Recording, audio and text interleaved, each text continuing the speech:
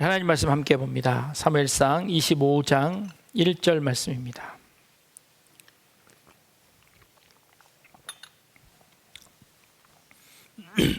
사무엘상 25장 1절 말씀, 우리 한 절 말씀인데 다 같이 한 목소리로 봉독합니다. 시작. 사무엘이 죽음에 온 이스라엘 무리가 모여 그를 두고 슬피 울며 라마 그의 집에서 그를 장사한지라. 다윗이 일어나 바란 광야로 내려가니라. 아멘. 모든 사람은 죽습니다. 그러나 이 세상에 죽어본 사람은 아무도 없습니다. 그래서 죽음에 관해서는 아무도 모릅니다.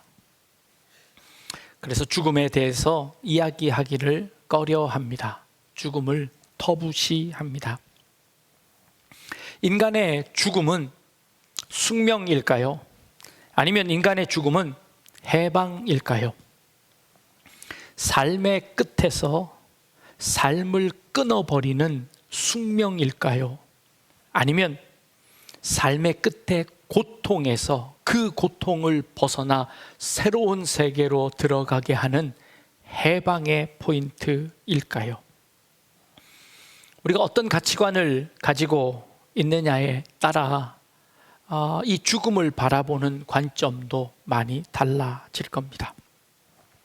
엘리자베스 퀴블러 로스라는 한 학자가 죽음에 관한 연구를 해왔습니다. 죽음과 죽어감이라는 아주 유명한 책을 썼는데요. 그 책에 죽음의 5단계를 설명하고 있습니다. 임종을 앞둔 사람, 죽음을 선고받은 사람들이 어떤 과정을 거쳐가는지를 아주 자세하게 기록한 책입니다. 죽음에 관한 선고를 받은 사람들이 처음 느끼는 감정은, 태도는 부정의 태도라고 합니다. 자기에게 닥쳐진 그 사건을 받아들일 수 없어서 억지로 부정하는 그런 단계입니다. 그럴 리가 없어.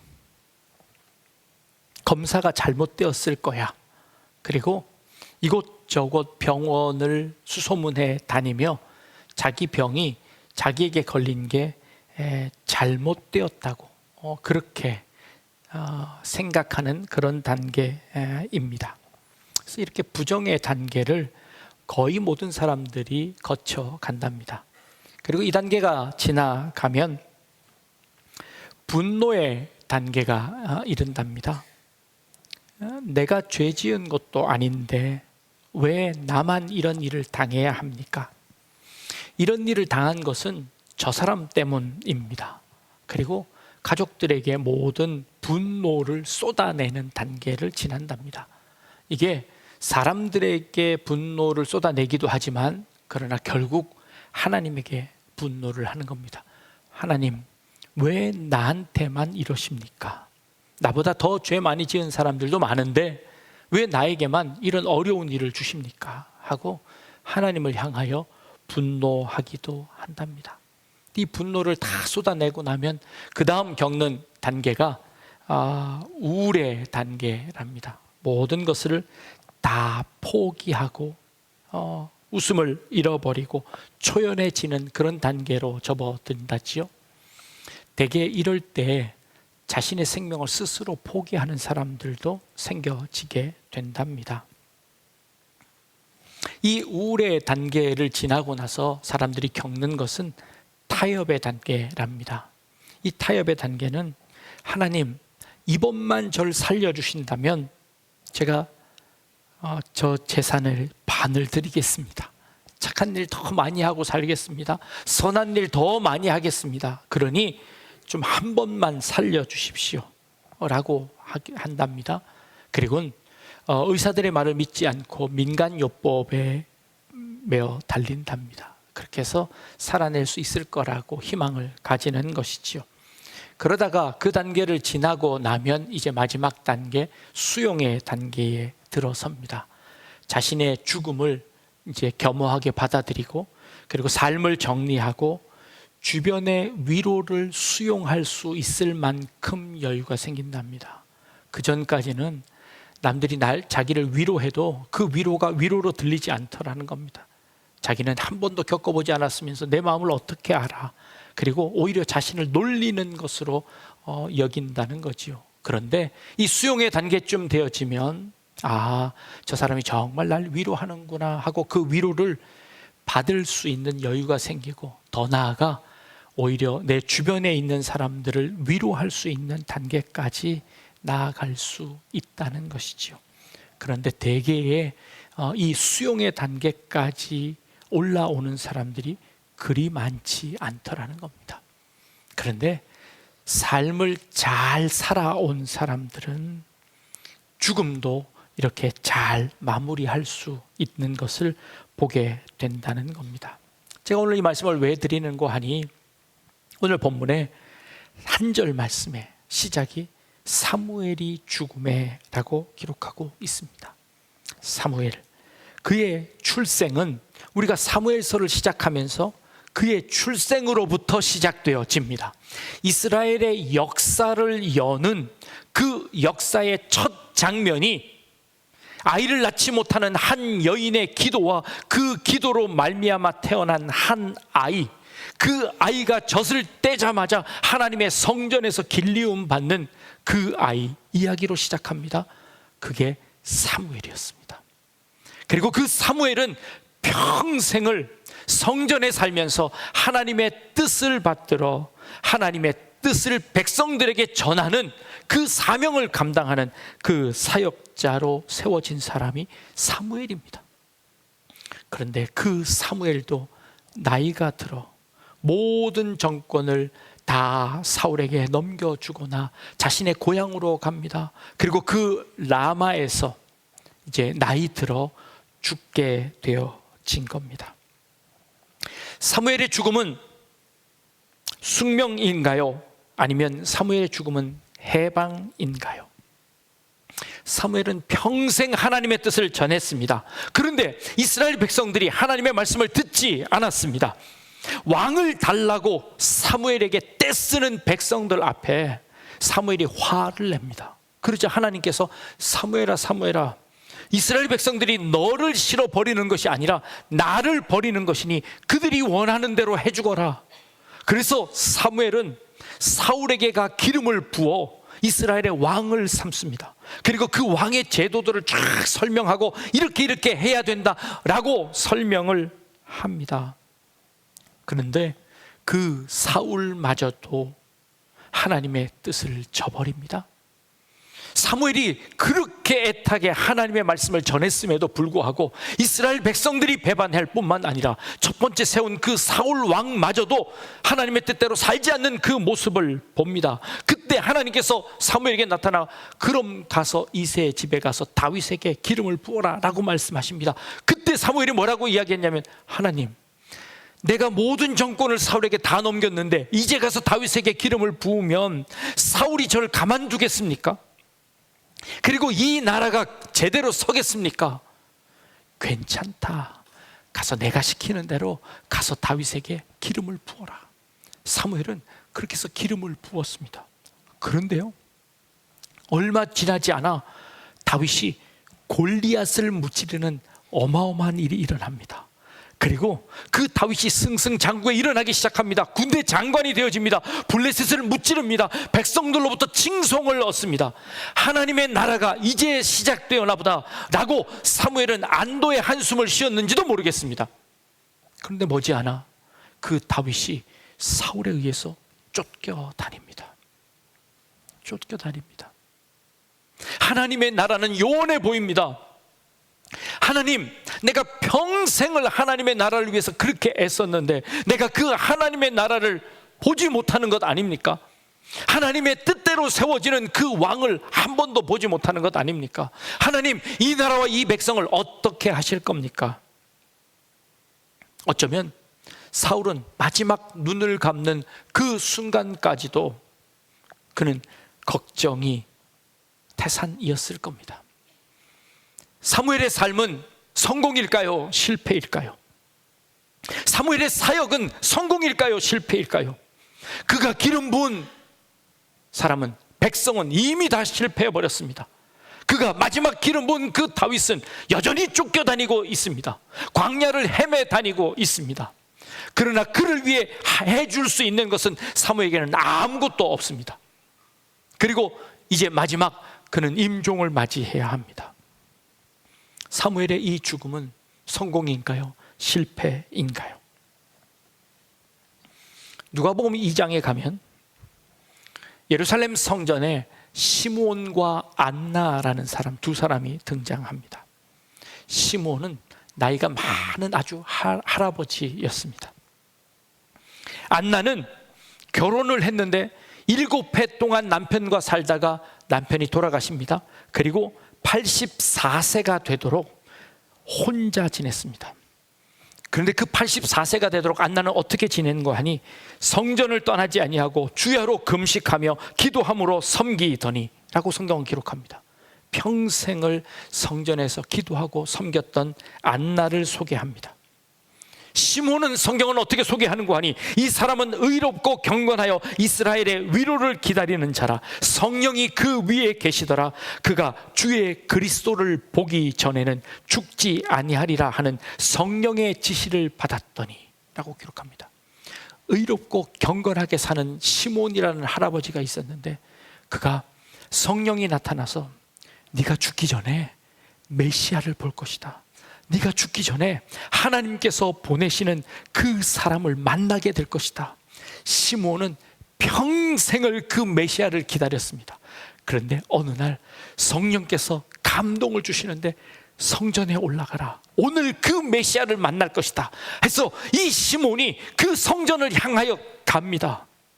성전을 열고 들어갑니다. 메시아가 과연 어떤 분이실까? 그 메시아를 기다리는데 그때 누가 나타나냐 하면 요셉과 마리아가 성전의 율례대로 할례를 행하고 아기 예수님을 모시고 그 성전으로 들어갑니다. 그리고 그 성전에서 시몬은 그 아기 예수를 보는 순간 하나님께서 기다리라고 하신 그 메시아가 이 아기구나 하는 것을 깨닫습니다. 그런데 여러분 생각해 보십시오. 지금 로마의 압제 가운데 있습니다. 성전의 대제사장들은 완전히 부패해 버렸습니다. 이제 이 이스라엘을 구원할 메시아를 주셔야 하는데 그 메시아가 갓난아기였습니다. 하나님, 도대체 하나님의 일을 언제 이루실 겁니까? 이제 이 아기를 보내셔서 이 나라를 어떻게 구원하실 겁니까? 그렇게 이야기할 수 있습니다. 근데 시몬이 그 아기를 안고 이렇게 기도합니다. 주제여, 하나님이여, 이제는 말씀하신 대로 종을 평안히 놓아주시는도다 라고 기도합니다. 하나님이 나를 이제 놓아주시는군요. 내가 이제 그 메시아를 보았으니 이제 내가 더 이상 소원이 없습니다. 내가 이제 더 이상 내 삶의 모든 사명을 다 감당했습니다.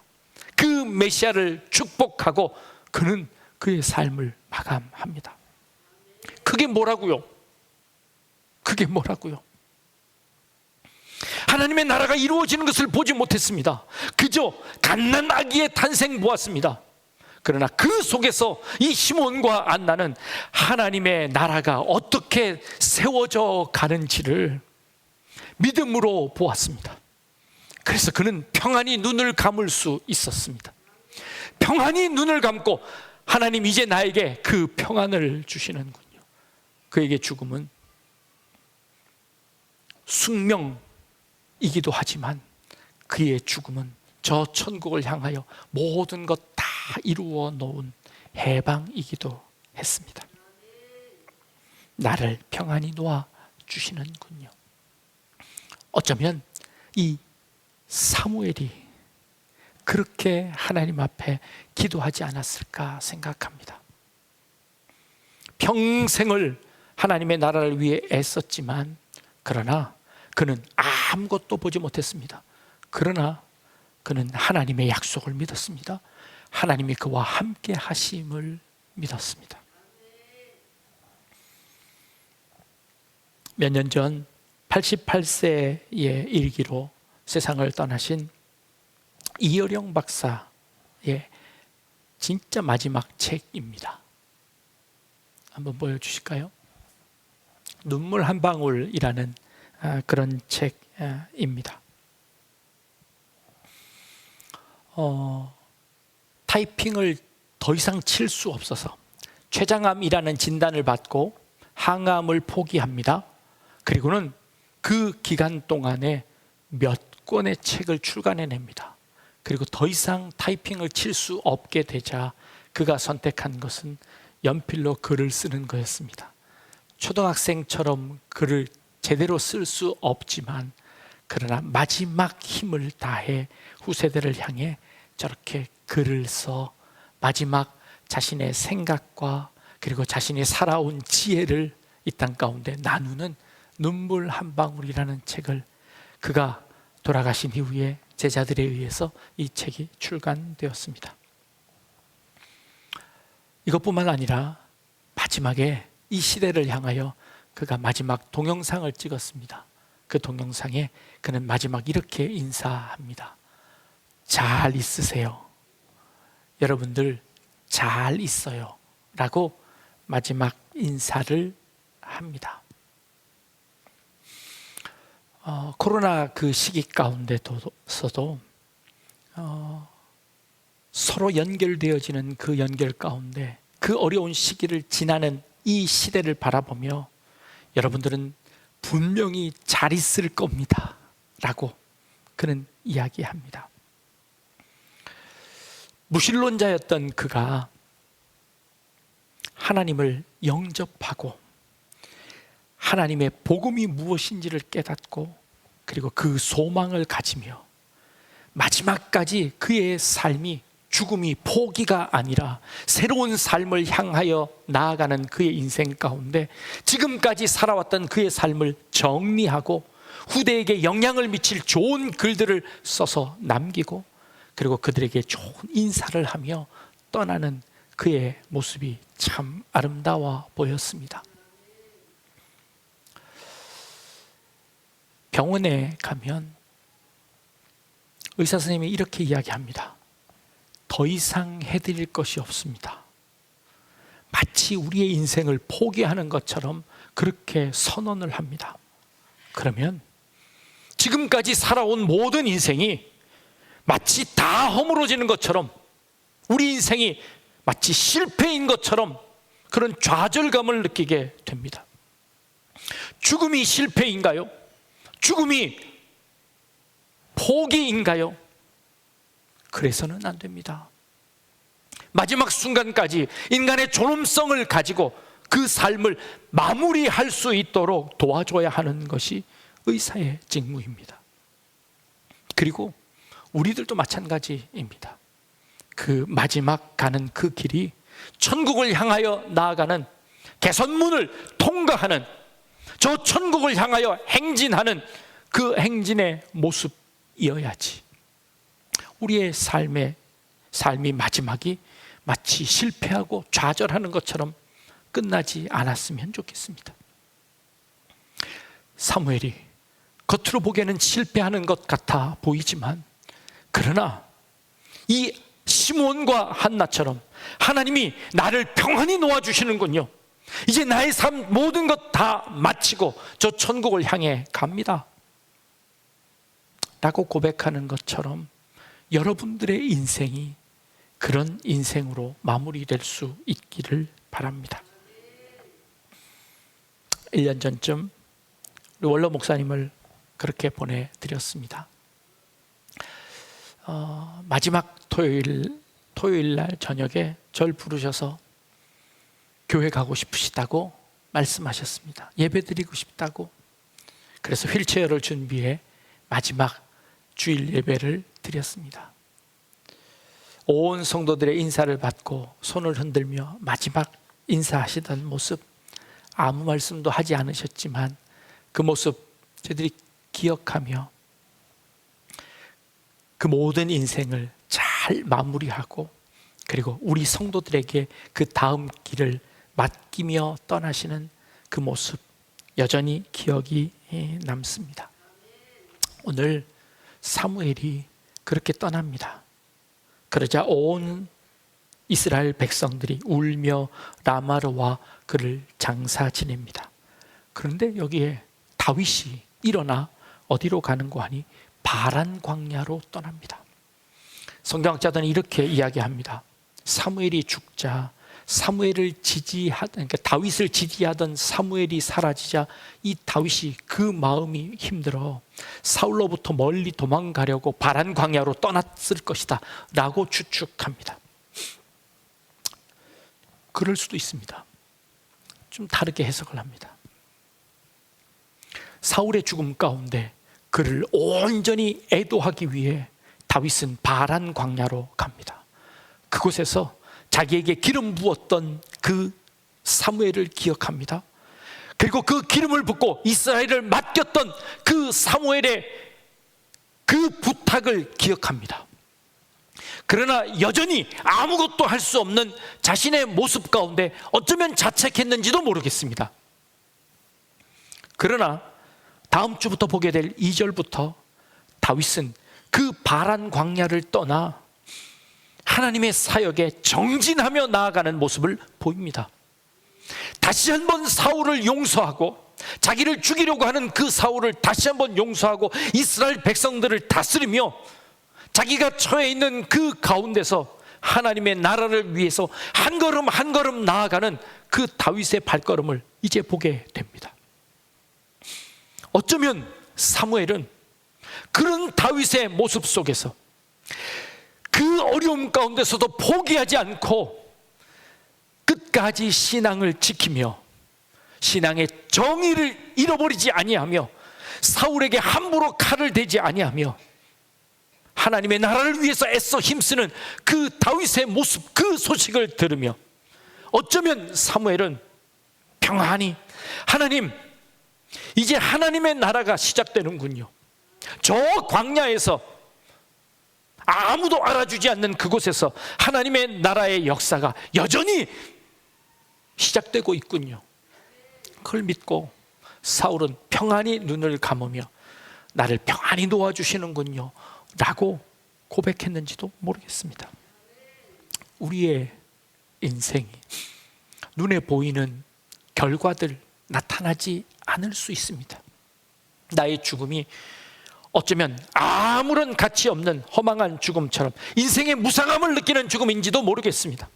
그러나 그 인생 가운데 하나님이 내게 주신 사명, 그리고 그 사명이 또 다음 세대를 향하여 이어지는 모습들을 통하여 사무엘은 평안히 눈을 감으며 하나님의 품에 안기지 않았을까?